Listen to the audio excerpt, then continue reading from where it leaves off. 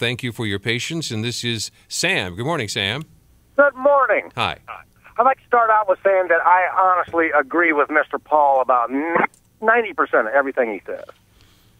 But I'm honestly afraid that, for example, Iran's not going to pick up on this good example that we're going to set.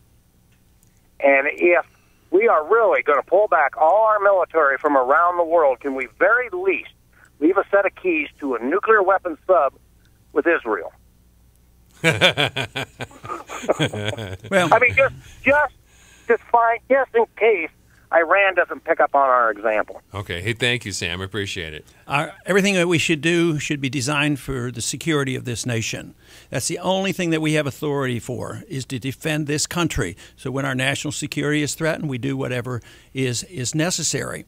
But worrying about Iran not responding to a more open foreign policy where you actually talk to people. We have 12,000 diplomats. I keep thinking, wonder why we don't use more diplomacy in the world. We use more bombs. We use a lot of bombs, but no diplomacy. I would think that they deserve as much correspondence and diplomacy as Khrushchev did when he was ready to bomb us and bury us, and he had 30,000 nuclear weapons, and he had killed 100 million. Well, communism killed hundreds of millions of people as well as China. But how did we do it? We talked to him. We started trading with him. Just think of the wasted military effort in Vietnam. 10 years of Americans and the French killing 1 million Vietnamese. We lose the war. We lost 60,000 people. We ushered in the age of inflation of the 1970s. Guess what? They become westernized. There was no domino effect, so we accomplished a lot more in peace than we did in war. So I think the war propaganda is war propaganda. It's identical to what they did against Iraq. The real threat from Iran is way blown out of proportion.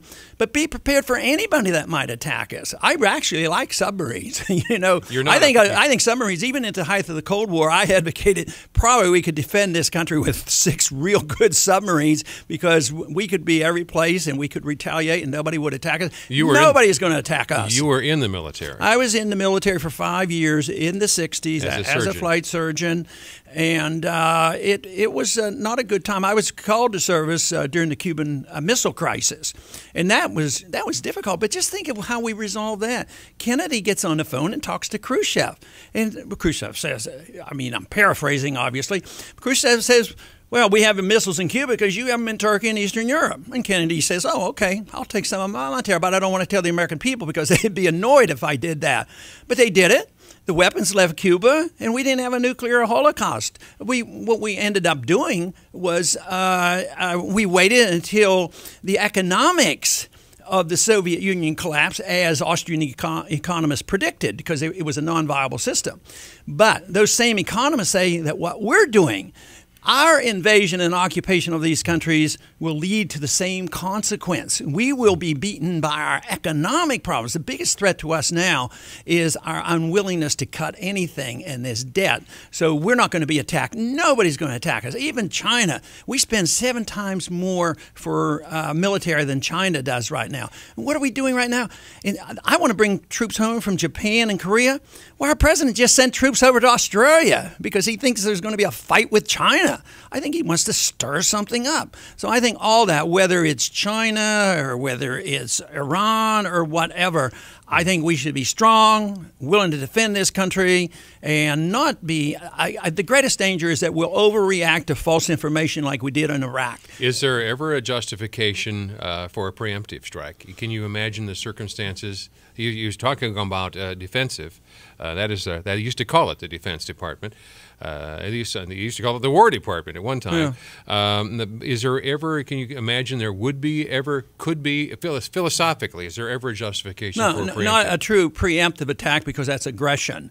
We've committed attacks against countries like Iraq. They did not aggress against us. The Iranians have never attacked us. Right. So no, there's no reason. But the president, even without congressional authority, the president has an obligation to retaliate if we're attacked, and he's also obligated if the attack is imminent. Let's say picture, they're ready to land on our shores. You don't have to wait until you get directions from the Congress. But other than that, when you go to a country 6,000 miles away that has no ability to attack us, never has attacked us, and then say, well, we have to have a preemptive attack, that is aggression. And that's not what America's all about. That's why the founders were very clear. They did not want the president ever to make these decisions. It was to be made by the people through their members of Congress. It should be very restrained, and they advocated more friendship, more trade with people, whomever would be willing to trade and talk to us. And that was their advice for our foreign policy.